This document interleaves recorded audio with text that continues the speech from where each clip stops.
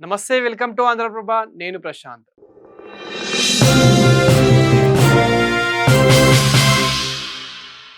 వైజాగ్‌కి చెందిన సాఫ్ట్‌వేర్ గాయత్రి మృతి కేసులో ఇప్పుడు కీలక విషయాలు బయటకైతే వస్తూ ఉన్నాయి. అయితే ఇప్పుడు తను ఎప్పుడైతే మృతి చెందిందో అప్పటినుండే తన హస్బెండ్ శ్రీచరణ్ పైన చాలా అనుమానాలైతే వ్యక్తమవుతూ ఉన్నాయి.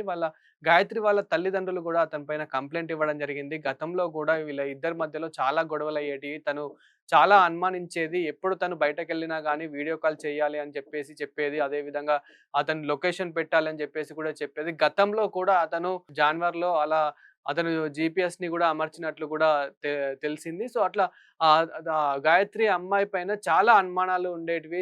తన పైన ఎప్పుడూ అనుమాన పడుతూ ఉండేవాడు. ఎప్పుడు ఏదో ఒక రకంగా గొడవ పడుతూ ఉండేవారు. అయితే ఇదే క్రమంలో వాళ్ళు ఉత్తరాఖండ్‌లోని ముసూర్‌కైతే వెళ్ళడం జరిగింది.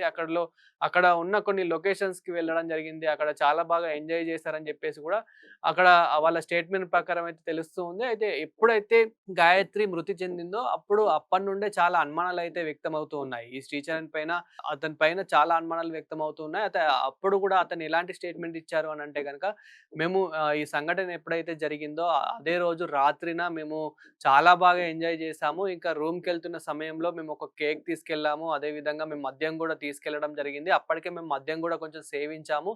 సో, ఇంకా రూమ్‌కెళ్ళిన తర్వాత గూడా మేము మద్యం సేవించాము.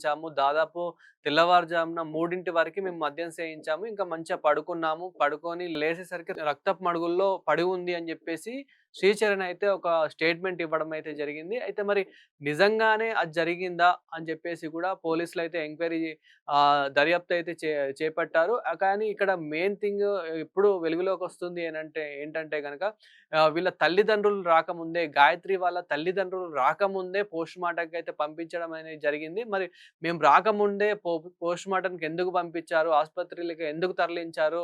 మృతదేహాన్ని ఎందుకు తరలించారని జెప్పేసి ఒక అనుమానం అయితే వ్యక్తమైంది. సో, శ్రీచరణే ఏదైనా చేసుండొచ్చా అనే కోణంలో గూడా ఇప్పుడు ఎంక్వైరీ అయితే చేస్తూ ఉన్నారు. ఇప్పుడు ప్రస్తుతానికైతే ఉత్తరాఖండ్‌లోని పోలీసులైతే ఇతని పైన కేసైతే నమోదయింది. ఇతన్నైతే అదుపులోకి తీసుకోవడం జరిగింది. ఇప్పుడు ఇతని పైన ఎంక్వైరీ గూడా చేపట్టారు. ఇప్పుడు ప్రెజెంట్ అయితే ఎంక్వైరీ చేస్తున్నారు.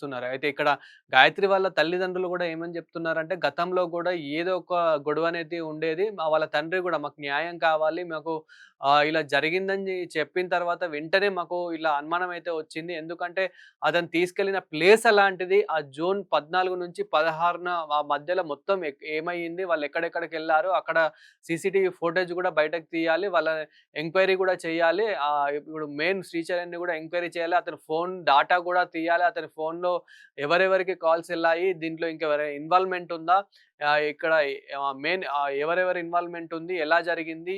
ఎప్పుడు చేశారు? ఎలా చేశారు? ఈ ప్రతి ఒక్కటి బయట పెట్టాలి అని జెప్పేసి గూడా వాళ్ళైతే చెప్పడం జరుగుతుంది. ఇక్కడ మెయిన్ థింగ్ ఏందంటే ముఖ్యంగా పోస్ట్‌మార్టం అనేది మీరు రాకముందే ఎందుకు చేశారు? ఎందుకు తరలించారు ఆస్పత్రికి అని జెప్పేసి ఇక్కడ వీళ్ళు ఇప్పుడు ప్రెజెంట్ కేసయితే పెట్టడం అయితే జరిగింది. పోలీసులు గూడా కేసు నమోదు జేసి పోలీసులు గూడా ఎంక్వైరీ చేస్తున్న పరిస్థితి అయితే కనిపిస్తూ ఉంది.